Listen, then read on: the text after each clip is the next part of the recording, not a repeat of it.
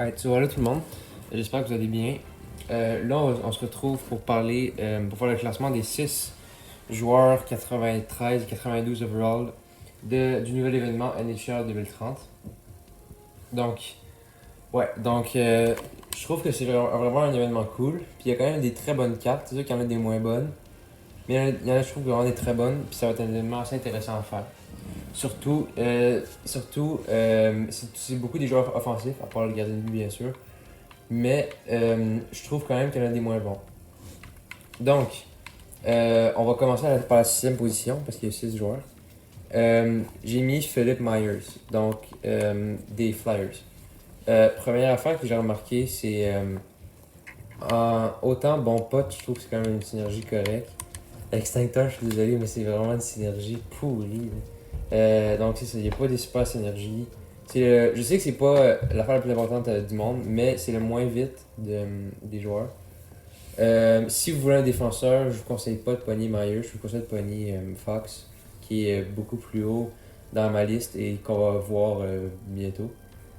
Sinon, il est assez bon défensivement, c'est quand même une bonne carte, mais offensivement, il est vraiment pas aussi fort que Fox ou que les autres attaquants en général. Donc, cinquième position, on a un joueur avec des bien meilleures synergies que Myers. Donc, premièrement, c'est Kubalik. Kubalik, un distributeur et bon pote, puis magicien, c'est correct comme synergie. Avec ça, ça lui permet d'avoir vraiment des très bonnes mains.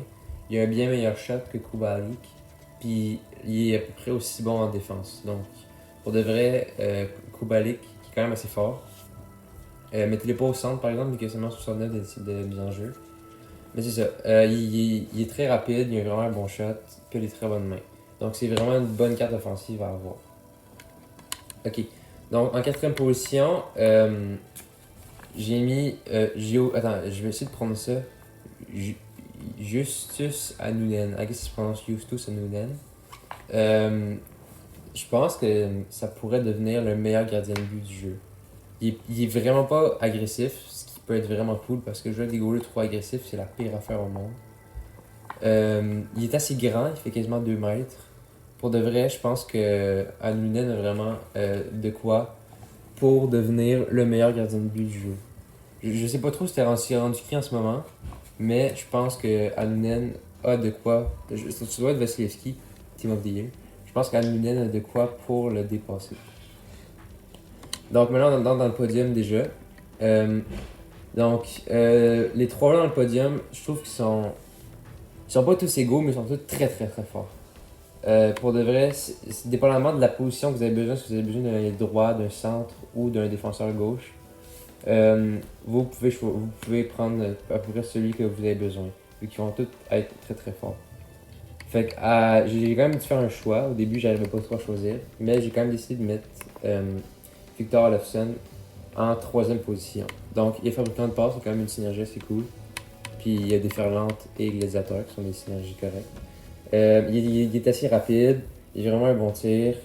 En plus, il est bon en défense. Puis il est meilleur que Kubalik en mise en jeu, mais quand même, il reste pas très fort. C'est un joueur que j'aime pas trop dans la vraie vie, mais là-dessus, il est très fort. 99 d'agilité, puis surtout, sa grande force, c'est son tir frappé, son slapshot. 98 et 99 avec ses synergies activées, c'est vraiment fort. Et aussi, il a des très bonnes mains. Donc, ça peut vraiment être une carte forte offensivement et défensivement, parce que je sais pas si vous voyez, il est bon en défense et il a 99 de lucidité défensive et 99 de mise en jeu avec le bâton, ce qui peut être assez très fort. Qui peut être assez fort, je veux dire. Donc, c'est ça. Si vous voulez le joueur polyvalent de l'événement, c'est vraiment Olofsson, je trouve. Fait que pour la deuxième position, donc si vous devriez pogner un défenseur, je vous conseille de pogner Adam Fox. Donc, il n'y a pas de super synergie, je trouve. Il est assez vite, il a une très bonne accélération. Mais je trouve que c'est vraiment le meilleur joueur défensivement. Je trouve que c'est vraiment le meilleur défenseur de loin. Myers est fort, mais vraiment pas autant que Fox. Équilibre, ça peut être une bonne synergie activée. Je pense que d'ailleurs, je risque de l'activer à un moment donné. Bête de somme, je l'ai longtemps eu activé. C'est quand même une assez bonne synergie. pour un défenseur, c'est une bonne synergie vu que souvent les défenseurs ils sont pas aussi forts en patinage que les attaquants. Donc, si j'active juste bête de somme, ça améliore l'accélération, l'équilibre et l'endurance. Donc, euh, comme. De quoi je suis. Ah oui! Sa lucidité défensive est très forte, 99. Il y a des bonnes mises en échec corporelles. Il n'est pas aussi grand que les autres, je trouve. Je pense que c'est peut-être le plus petit. Faudrait que je. Ah non, Jack Hughes, j'ai plus petit, ok. Donc, ouais, c'est ça. S'il y a un défaut, c'est sûr sa taille, mais ça, c'est vraiment pas un gros défaut. Il y a des très bonnes mains, puis il y a un très bon tir. Donc, vraiment, si vous devriez poigner un défenseur, c'est Adam Fox. Finalement, à la première position, je pense que pour de vrai,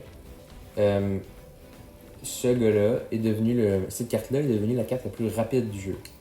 Donc, je vais activer aucune synergie, puis regardez la vitesse. Donc, Jack Hughes a 96 de vitesse et 96 d'accélération. En plus, il y a coup de sirène, une synergie que j'aime bien. Donc maintenant, je vais activer détonateur et voleur aussi. Il se ramasse avec 99 d'accélération. Donc, il peut aller full pin à 96 tout le temps. Ça peut vraiment devenir une très bonne carte dans le jeu. Genre, mais une très très bonne carte. Ouais, il est vraiment rapide. Je sais que c'est pas juste ça qu'il faut regarder, la rapidité. Mais là-dessus, tu peux pas ignorer la rapidité. Il y a vraiment un très bon shot, 99 de précision de poignet, ça, il va sniper. Il y a des bonnes mains, 99. Il y a 80. Ah non, il y a 99 partout, sauf lucidité offensive et 98. C'est pas la fin du monde. Il y a des bonnes mises en jeu corporelles. Ben, bonnes. Ils sont corrects, là.